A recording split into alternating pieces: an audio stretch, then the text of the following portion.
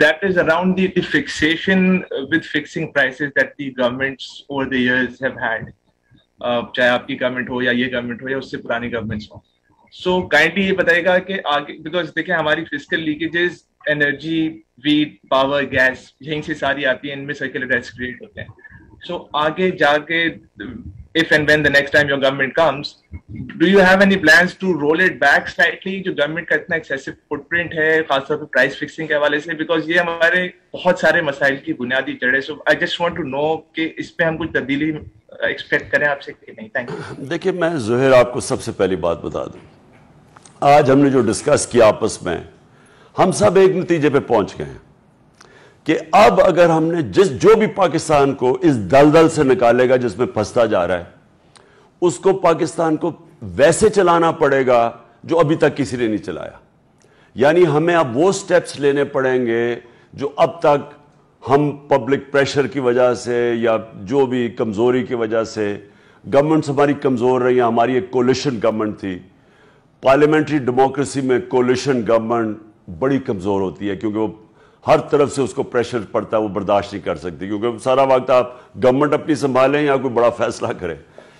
लेकिन जो अब पीरियड है, अगर इस मुल्क में बड़े फैसले ना किए गए, मसलन ये जो पब्लिक सेक्टर एंटरप्राइजेज हैं, अगर अब इनके ऊपर हमने बड़े फैसले ना किए और बिला खौफ, क्योंकि ये अब जो ब्लीडिंग हो रही है, मसलन मैं सिर्फ 5-6 जो बड़ी बड़ी पब्लिक कॉर्पोरेशन है उनकी जो ब्लीडिंग है, वो अब ये मुल्क बर्दाश्त नहीं कर सकेगा.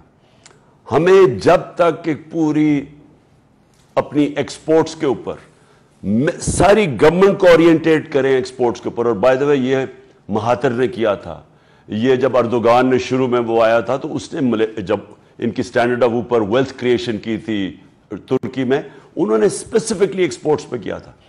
हमारी गवर्नमेंट के अलावा कभी किसी ने अयूब खान के दौर के बाद एक्सपोर्ट्स के ऊपर तवज्जो नहीं दी. तो जब वेल्थ ही क्रिएट नहीं होगी तो मुल्क हर वक्त जैसी आपकी ग्रोथ रेट होगी आप फिर फंस जाएंगे जाके करंट अकाउंट डेफिसिट पे. ईस्ट एशियन टाइगर सब ने एक्सपोर्ट लेड ग्रोथ की थी, चाइना ने की है, तो हमने तो कभी किसी ने तवज्जो ही नहीं दी एक्सपोर्ट्स के ऊपर.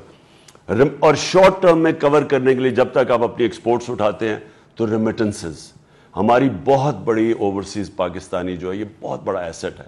अभी हम सिर्फ इनकी रेमिटेंसेस के ऊपर डिपेंड कर रहे हैं, हमने कभी इनकी इन्वेस्टमेंट के ऊपर कोशिश नहीं की. अब और इन्वेस्टमेंट के लिए हमारा जुडिशल सिस्टम को बेहतर होना पड़ेगा, क्योंकि जब तक कॉन्ट्रैक्ट इन्फोर्समेंट नहीं होती, आप जो छोटा बिजनेसमैन है, जो मीडियम बिजनेस, जो बहुत ज्यादा ओवरसीज पाकिस्तानी में करना चाहते हैं, उनको जब तक प्रोटेक्शन नहीं मिलती अदालत से वो नहीं इन्वेस्ट करते पाकिस्तान में. वो उधर दुबई चले जाएंगे, वो मलेशिया चले जाएंगे. लेकिन क्योंकि हमारा ये बड़ा कमजोर है इस वक्त, हमारी जो इन्फोर्समेंट है, कॉन्फिडेंस नहीं है लोगों को, वो अपना वो लेते हैं, प्लॉट लेते हैं, उसके ऊपर कब्जा हो जाता है. तो अगर आप फैक्ट्रियां लगानी है या मैन्युफैक्चरिंग करनी, तो उसके लिए उनको अदालतों से प्रोटेक्शन चाहिए होगी. तो ये हमें इसको करना पड़ेगा.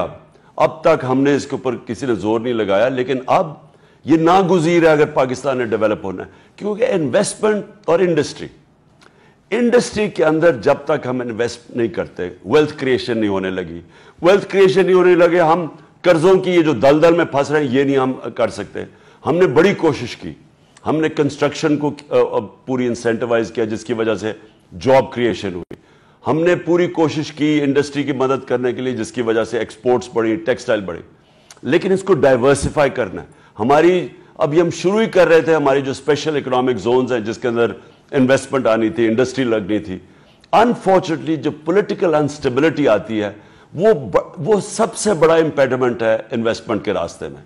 तो स्टेबल गवर्नमेंट जिसके पास ताकत हो बड़े फैसले करने की, इन्वेस्टमेंट के लिए हर वो हर्डल्स दूर करें जिसमें एक बहुत बड़ा हर्डल है लैक ऑफ कॉन्ट्रैक्ट इन्फोर्समेंट, और फिर अपने ओवरसीज पाकिस्तानीज को इंसेंटिवाइज करें कि इन्वेस्ट करें, अपार्ट फ्रॉम रेमिटेंसेस वो इन्वेस्ट करें.